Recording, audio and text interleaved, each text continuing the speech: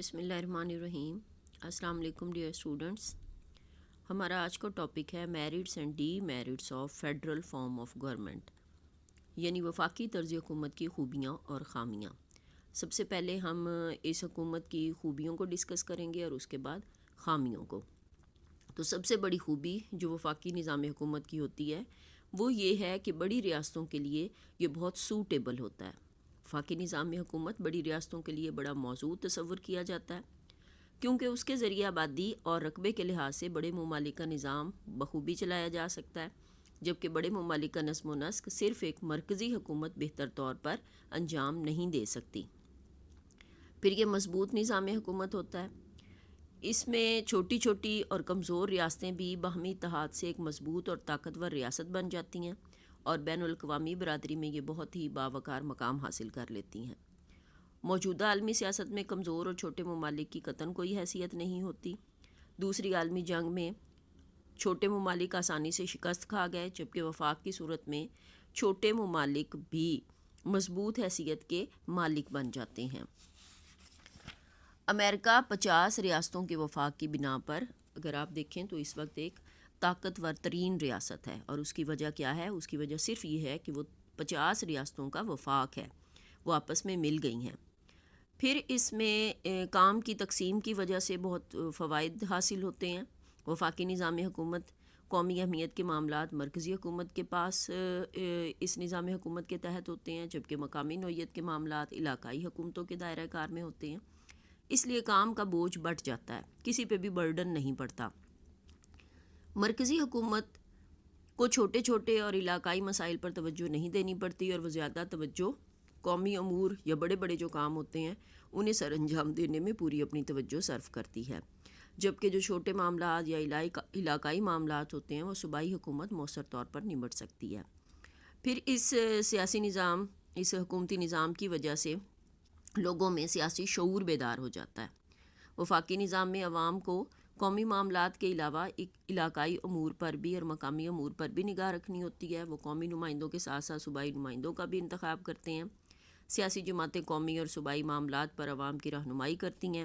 اس طرح عوام کی دوہری سیاسی تربیت ہوتی ہے، جس سے کہ ان کے سیاسی شعور میں اضافہ ہوتا ہے، اور سیاسی شعور میں اضافہ جمہوریت میں کامیابی کی علامت سمجھا جاتا ہے۔ پھر اس سے بہت سے اکنامک بینیفٹس ملتے ہیں، اقتصادی فوائد حاصل ہوتے ہیں۔ چھوٹی چھوٹی ریاستیں جب متحد ہو کر وفاق قائم کر لیتی ہیں تو انہیں بہت سے مالی فوائد حاصل ہوتے ہیں۔ ان سے اس نظام حکومت سے ان کی معیشت، ان کی اکانومی بہت زیادہ مضبوط ہو جاتی ہے۔ ایک طرف ایک فوج اور بیرونی ممالک میں ایک سفارتی عملے سے انہیں اخراجات میں بچت ہوتی ہے، تو دوسری طرف ان کے قدرتی اور انسانی وسائل یکجا ہو جاتے ہیں۔ اس سے ان کی ترقی اور خوشحالی میں اضافہ ہوتا ہے۔ پھر قومی وقار میں اضافے کا باعث بنتا ہے وفاقی نظام حکومت۔ اس میں مختلف ریاستوں کے اتحاد سے جو وفاقی حکومت تشکیل پاتی ہے وہ ملک کے اندرونی اور بیرونی وقار میں اضافے کا سبب بنتی ہے۔ ملک کے شہری اس پر فخر کرتے ہیں، بین الاقوامی برادری میں بھی اس کی رائے کا احترام کیا جاتا ہے۔ پاکستان کا کوئی شہری بیرون ملک جتنے فخر سے یہ کہہ سکتا ہے میں پاکستانی ہوں، اتنے فخر اور وقار سے وہ ہرگز یہ نہیں کہہ سکتا کہ میں پنجابی ہوں، سندھی ہوں، بلوچی ہوں یا پٹھان ہوں۔ پھر یہ مطلق العنانیت کی روک تھام میں اہم کردار ادا کرتی ہے۔ اس میں آمریت کی کوئی گنجائش نہیں ہوتی۔ اختیارات مرکز اور صوبوں میں تقسیم ہونے کی وجہ سے جمہوریت کو فروغ ملتا ہے۔ برتر اور تحریری آئین کی وجہ سے کوئی بھی حکومت ایک دوسرے کے معاملات میں مداخلت نہیں کر سکتی۔ پھر یہ موجودہ دور میں بہت سوٹیبل ہے۔ موجودہ دور میں تعلیم میں اضافے کی وجہ سے عوام میں کیونکہ سیاسی شعور بیدار ہو چکا ہے، سیاسی شعور میں اضافے کی وجہ سے لوگ زیادہ سے زیادہ علاقائی خود مختاری چاہتے ہیں تاکہ ان کے مسائل مقامی طور پر حل ہو سکیں۔ وفاقی نظام ہی ان عصری تقاضوں سے عہدہ برا ہونے کی صلاحیت رکھتا ہے۔ پھر یہ عالمی ریاست ایک طرح سے بن جاتی ہے، ورلڈ سٹیٹ بن جاتی ہے۔ دنیا کو جنگ و جدل سے بچانے، عالمی امن کے فروغ اور خوشحالی کے لیے ضروری ہے کہ تمام دنیا کو ایک عالمی ریاست کی صورت میں منظم کر دیا جائے۔ اس طرح کے خواب کی تعبیر صرف وفاقی نظام میں ممکن ہے، وحدانی نظام میں اس کا کوئی تصور نہیں ملتا۔ پھر تجربات کے بہت سے مواقع حاصل ہوتے ہیں۔ وفاقی نظام میں کسی ایک صوبے میں نئے سیاسی اور انتظامی تجربات کیے جا سکتے ہیں، اگر وہ وہاں کامیاب ہو جائیں تو انہیں دوسرے صوبوں میں نافذ کیا جا سکتا ہے۔ جبکہ وحدانی نظام میں تجربات کی ناکامی کا نقصان سارے ملک کو ہوگا۔ تمام علاقوں کی ثقافت کے لیے یہ موضوع ہوتا ہے۔ بہت سے ایسے ممالک ہیں جن میں نسلی، لسانی، ثقافتی اور مذہبی اختلافات پائے جاتے ہیں۔ وہاں وفاقی نظام حکومت کو بہتر تصور کیا جاتا ہے کیونکہ اس میں تمام ثقافتوں کی نشو و نما ممکن ہوتی ہے۔ ہر علاقے کے رسم و رواج اور ثقافت کو سرکاری سرپرستی حاصل ہونے سے دور دراز کے علاقوں کی ثقافت کو بھی تحفظ مل جاتا ہے۔ پھر اس میں اتحاد اور خود مختاری کا امتزاج پایا جاتا ہے۔ ایک طرف مختلف اکائیوں کے اتحاد سے مضبوط حکومت کا قیام عمل میں آتا ہے، تو ساتھ ساتھ اکائیاں اپنے معاملات میں آزاد اور خود مختار ہوتی ہیں اور اپنی انفرادیت برقرار رکھتی ہیں۔ یہ تھی اسٹوڈنٹس ٹوٹل آپ کی وفاقی نظام حکومت کی خوبیاں۔ اب اگلا ٹاپک جو ہے وہ آپ کا ہے وفاقی نظام حکومت کی خامیاں، یعنی اس کے ڈی میرٹس یا اس میں کمیاں کیا کیا ہیں۔ سب سے پہلے تو یہ ہے کہ یہ ایک پیچیدہ نظام حکومت ہوتا ہے۔ یہ نظام بہت مشکل ہوتا ہے، بہت پیچیدہ ہوتا ہے۔ مرکزی حکومت کے علاوہ علاقائی حکومتیں بھی ہوتے ہیں اور اختیارات ان میں تقسیم ہوتے ہیں۔ اس نظام کو سمجھنے کے لیے تعلیم اور سیاسی شعور کی بہت ضرورت ہوتی ہے۔ اس لیے اگر دیکھا جائے تو یہ پسماندہ ممالک کے لیے ہرگز بھی موضوع تصور نہیں کیا جاتا، کیونکہ پسماندہ ممالک میں تعلیم اور سیاسی شعور کی کمی ہوتی ہے۔ اس لیے اس کو سمجھنا بہت مشکل ہو جاتا ہے ایسے عوام کے لیے جو کہ پسماندہ ممالک میں ہوتے ہیں، جو تعلیم اور سیاسی شعور سے دور ہوتے ہیں۔ پھر یہ غیر لچکدار آئین ہوتا ہے۔ وفاقی نظام میں آئین استوار ہوتا ہے۔ استوار سے مطلب یہ کہ وہ ریجڈ ہوتا ہے، جس میں آسانی سے ترمیم نہیں کی جا سکتی، اس میں ترمیم کرنے کا طریقہ بہت مشکل ہوتا ہے، لہٰذا اسے آسانی سے بدلتے ہوئے حالات کے مطابق نہیں ڈالا جا سکتا، جس سے کہ ملکی ترقی کی رفتار جو ہے وہ بہت زیادہ متاثر ہوتی ہے۔ پھر اس میں کثیر اخراجات ہوتے ہیں، بہت ایکسپینڈیچرز جو ہیں وہ اس میں خرچ ہو جاتے ہیں، اس میں روپیہ پیسہ جو ہے وہ بہت زیادہ استعمال ہوتا ہے۔ یہ ایک مہنگا نظام حکومت ہوتا ہے۔ وفاق میں دوہرا حکومتی نظام ہوتا ہے۔ مرکزی حکومت کے علاوہ صوبائی حکومتیں بھی ہوتی ہیں، مقننہ، عدلیہ اور انتظامیہ کا بھی دوہرا نظام ہوتا ہے۔ مرکز میں بھی یہ تینوں شعبے کام کر رہے ہوتے ہیں اور ہر صوبے یا ہر علاقے یا ہر یونٹس میں بھی یہ کام کر رہے ہوتے ہیں۔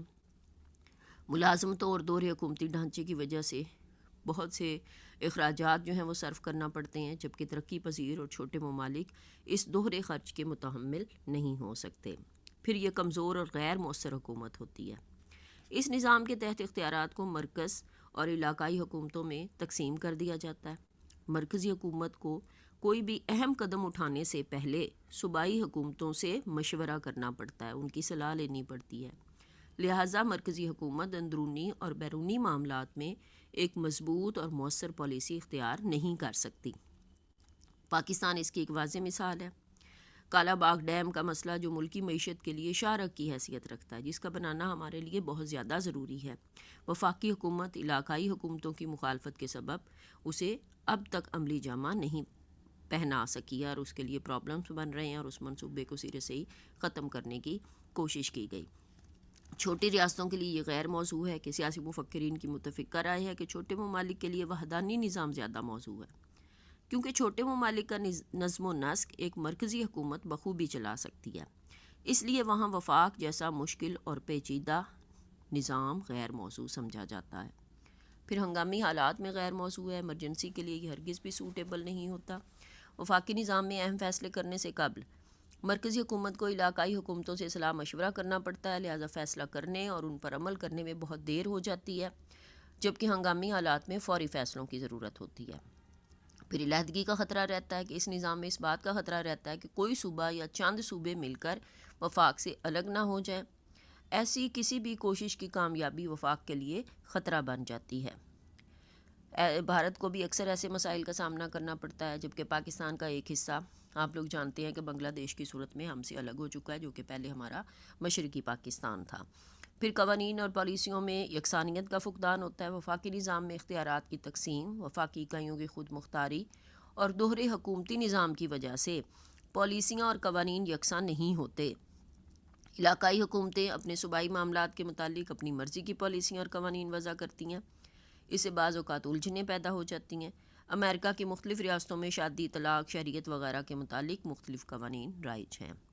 پھر اس میں قومی یکجہتی کا فقدان پایا جاتا ہے۔ وفاقی نظام میں شہریوں کو دو طرح کی حکومتوں کی اطاعت کرنی ہوتی ہے، ایک تو مرکزی حکومت، دوسری ان کے صوبوں کی یا یونٹس کی حکومت یا ان کی جو اکائیاں ہوتی ہیں ان کی حکومتوں کو بھی ماننا پڑتا ہے، ان کے احکامات اور قوانین کی بھی پابندی کرنی پڑتی ہے، ان کی اطاعت کرنی پڑتی ہے۔ لیکن بعض اوقات عوام قومی سوچ کی بجائے علاقائی بنیادوں پر سوچنے لگتے ہیں، یعنی وہ اپنے اپنے صوبے کی فکر میں پڑ جاتے ہیں۔ جیسے پاکستان میں دیکھا جائے تو سندھو دیش کے نعرے کبھی لگنا شروع ہو جاتے ہیں، کبھی پختونستان کا سٹنٹ جو ہے وہ اٹھ جاتا ہے۔ تو بعض خود غرض اور مفاد پرست سیاستدان بھی علاقائی تعصبات کو ہوا دیتے ہیں، جس سے کہ قومی یکجہتی کو ناقابل تلافی نقصان پہنچتا ہے، یعنی قوم کسی ایک ایجنڈے پر اکٹھی نہیں ہو پاتی، وہ اپنے اپنے علاقے کی فکر میں یا اپنے اپنے صوبے سے محبت کا اظہار زیادہ بہتر طریقے سے کرتی ہے بجائے اس کے کہ اپنی ریاست سے وفاداری کا اعلان کرے۔ پھر عدلیہ کا آمرانہ رویہ ہو جاتا ہے اس میں۔ عدلیہ کو بہت وسیع اختیارات حاصل ہوتے ہیں وفاقی نظام حکومت میں، تاکہ وہ مرکز اور صوبوں میں تنازعات کا فیصلہ اور آئین کا تحفظ کر سکے۔ لیکن بعض اوقات عدلیہ اپنے اختیارات کا ناجائز استعمال کرتی ہے اور وہ آمرانہ رویہ اختیار کر لیتی ہے، جس سے بعض اوقات انتظامی اور عدلیہ کے درمیان محاذ آرائی کی کیفیت پیدا ہو جاتی ہے۔ امریکہ اور پاکستان میں ایسی صورتحال جو ہے وہ اکثر ہمیں نظر آتی ہے۔ یہ تھے ہمارے ڈی میرٹس، وفاقی نظام حکومت کی خامیاں، اور ان دونوں کو آپ بہت اچھے طریقے سے جو ہے وہ آپ نے پڑھنا ہے۔ ایک چیز اسٹوڈنٹس جو ہے وہ آپ لوگ ذہن میں رکھیے گا کہ وفاقی نظام حکومت اور وحدانی نظام حکومت، یہ دو نظام حکومت ایک دوسرے کی ضد ہوتے ہیں، ایک دوسرے کے مخالف ہوتے ہیں۔ تو ایک نظام کی خوبیاں دوسرے نظام کی خامیاں ہوتی ہیں، اور ایک نظام کی خامیاں دوسرے نظام کی خوبیاں ہوتی ہیں۔ تو جب آپ کسی ایک نظام کو، یعنی وفاقی اور وحدانی میں سے کسی بھی ایک نظام حکومت کو اگر بہت اچھے طریقے سے سمجھ لیتے ہیں تو دوسرا نظام آپ کو خود بخود سمجھ میں آ جائے گا۔ اسی طریقے سے جمہوریت اور آمریت کو اگر دیکھا جائے تو وہ دونوں کانسیپٹ جو ہیں نظام حکومت کے بارے میں ایک دوسرے سے بالکل مختلف ہوتے ہیں، ایک دوسرے کی ضد ہیں۔ تو جمہوریت پہ اگر کوسچن آتا ہے تو آٹومیٹیکلی آپ اس کا کمپیریزن جو ہے وہ آمریت کے ساتھ کریں۔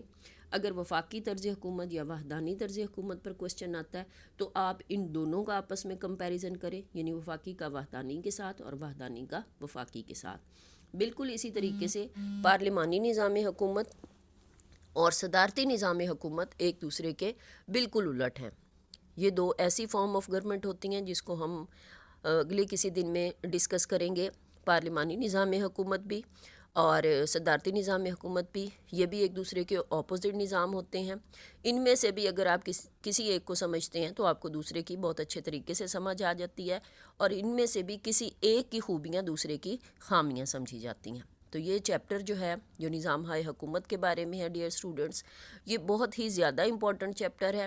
اس میں سے لازماً آپ کے پیپر میں کوسچن آتے ہیں، لانگ کوسچن بھی آ سکتا ہے، اور جو خصوصاً فرسٹ ایئر کے جو اسٹوڈنٹس ہوتے ہیں ان کی بھی بک میں یہ چیپٹر موجود ہے، تو ان کو جو ہے وہ شارٹ کوسچن آتے ہیں۔ اس کے علاوہ تھرڈ ایئر آپ لوگوں کو بھی لازماً لانگ کوسچن اس میں سے آتا ہے۔